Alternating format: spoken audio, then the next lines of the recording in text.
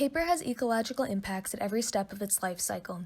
Whether it's in the form of gathering materials needed to make paper, the production and transportation, the usage, or the disposal process, paper is bad for the environment. But how can we mitigate this when we use paper in one form or another every day? I'm going to explore paper's impact on the environment and what can be done. The process of making paper involves around 3,000 chemicals, as Nirali describes in her video. I found that most of the chemical waste is released into rivers and lakes. Paper mills have high carbon emissions as well. 69% of greenhouse gas emissions are from the transportation industry, and of that, the paper industry releases 1% of the carbon dioxide produced.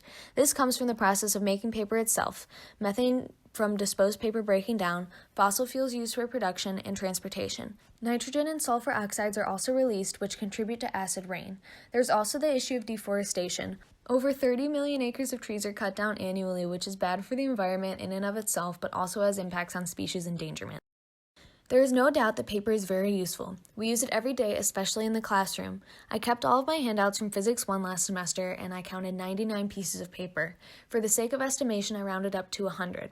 For one section, if 50 copies are made, that's 5,000 sheets of paper. For the 2 sections of Dr. Hinkle's class last semester, that's 10,000 sheets of paper. So much paper is used every year. As of recording this, over 162 million tons of paper has been produced just since the beginning of 2020. Additionally, the demand for paper is expected to double within the next decade. And as Shannon and Grace describe in their presentations, paper is used in pretty much every other setting you can think of. The disposing of paper also has its environmental impacts. 26% of solid waste in dumping sites is in the form of paper waste, and as I mentioned before, when paper breaks down, it releases methane, and burning paper releases carbon dioxide.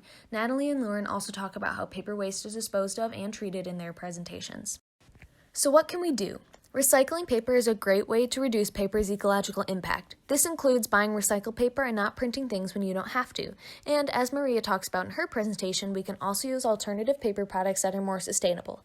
On an industry level, sustainable forest management and the reducing of the use of harsh chemicals is essential.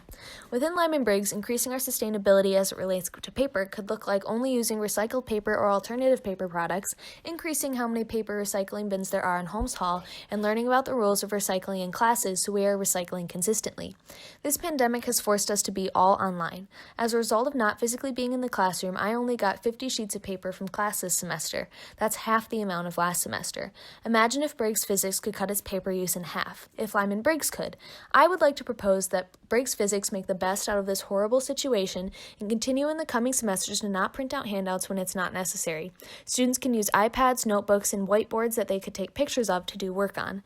That could greatly reduce the amount of paper that is printed in Holmes Hall, and that alone could have so many ripple effects, like waves, that can help the environment. Paper is absolutely necessary in life and in the classroom, but that doesn't mean that we can't help to reduce the impact that the paper we use has on the environment. Thank you so much for listening.